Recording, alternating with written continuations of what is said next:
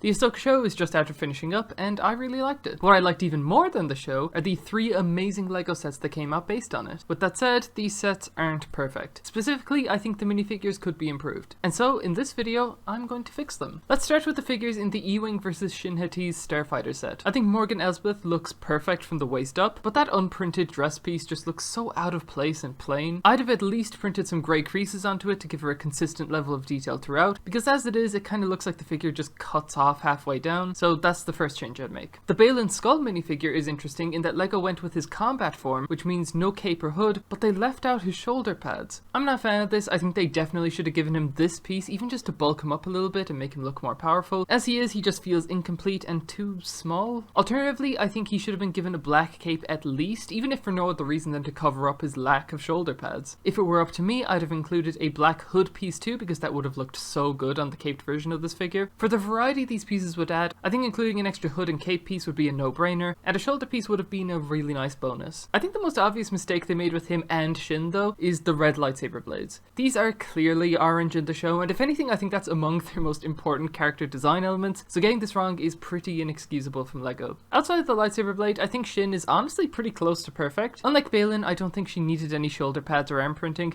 but similar to him I think a cape and optional hood piece would have been welcome inclusions. She's clearly supposed to be in her combat outfit here, so it isn't really a big deal. Baylan is a bigger issue to me because he feels incomplete without at least one extra accessory. The E-Wing pilot and astromech are fine, honestly, couldn't have asked for more really. Next up, let's look at the Ghost and Phantom set, which has a pretty solid bunch of figures with relatively little to fix. Hawkins and Beta are kind of whatever, like they essentially did nothing in the show. I think they were the 2 standing behind Hera in the trailer, so I guess I kind of get why they were included. For the price of this set though, I would have liked to see Carson Teva included as well, because he is a recurring character in Ahsoka and The Mandalorian, and more importantly, he was actually seen on the Ghost in the show and wasn't just a random background character, like he actually did something. Unless they plan to release a New Republic X-Wing set with him in it, this kind of felt like the perfect opportunity to make him into a figure, and I really don't think a 6th minifigure in a set costing €170 is too much to ask for. Hera, as far as I can tell, is actually pretty perfect as minifigures go. If you really wanted to be a dick about it though, then I guess they could have given her printed arms to get her patches on there, but that doesn't really seem necessary. And of course dual molded legs would have greatly improved this figure, as it always would. But that level of production is a bit excessive for the character. If they really wanted to put out a best of the best above and beyond minifigure, then of course dual molded legs are a given. But for a non-UCS set, I think what they did with her is more than acceptable. Jason is the only figure in the set that I think LEGO actually just straight up did wrong. I don't know what source material they were looking at as a reference to decide on brown hair for him, because it's very clearly green in the show, and it's known to have been green since the Rebels finale back in 2018. It'd be more forgivable even if they gave him black hair, because in certain lightings you can maybe make that argument in the same way they made Ezra's hair black back in the day, despite it being blue in my opinion. But even that would have been worth criticizing. Brown is just way off to a point that I don't know what they were smoking, so I'd definitely change that to green and his eyebrows to black if I was in charge. And finally there's the T6 Shuttle set. This is the one that I think requires the most work out of the 3. Starting with Ahsoka, I genuinely love that they gave her printed arms here, but I'm not a huge fan of the way that the inside area of her arm is just orange. The print obviously doesn't reach there, but I think that cutoff just looks pretty weird and off-putting, so I think what they should have done is given her dual molded arms, which would have properly given her that wrapped look by filling in that whole lower half of her arm with the dark blue or gunmetal grey, while leaving the shoulder area perfectly intact. Now obviously they probably wouldn't ever just give a random playset figure arm printing and dual molded arms, but I think if you had to choose one or the other,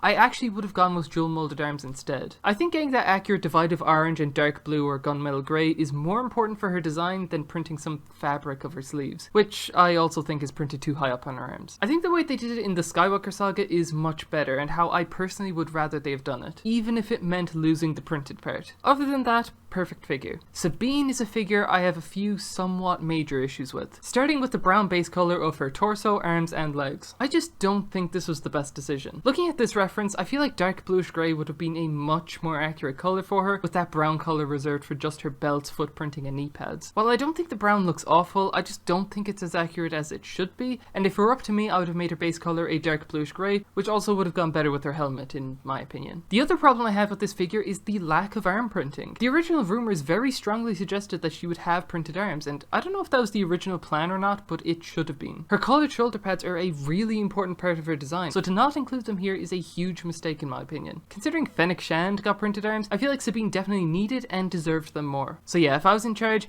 this is how I would have done Sabine. Huyang is a character I think LEGO also got very wrong, because this yellow color scheme is even more blatantly inaccurate to the show than Sabine's brown one. Again, not sure where the designers saw a reference from that made them think yellow would work, because he is very clearly grey for the entire show. So if it were up to me, I'd have 100% have made him light bluish grey instead, with a dark bluish grey for the legs and some sand blue for the printing on the legs. Really weird oversight, not a fan. Amarok is honestly just perfect. If I had to say something, much like Balin and Shin, I think a cape wouldn't have hurt to include, but I don't think it was super necessary, and honestly what's there is shockingly accurate, so I really can't complain. The shaping on the helmet in particular is just incredibly impressive to me. But yeah, that's everyone. I'll have links to the before and after images in the description in case you want to see them without YouTube compressing all the details. But beyond that, thanks for watching and farewell.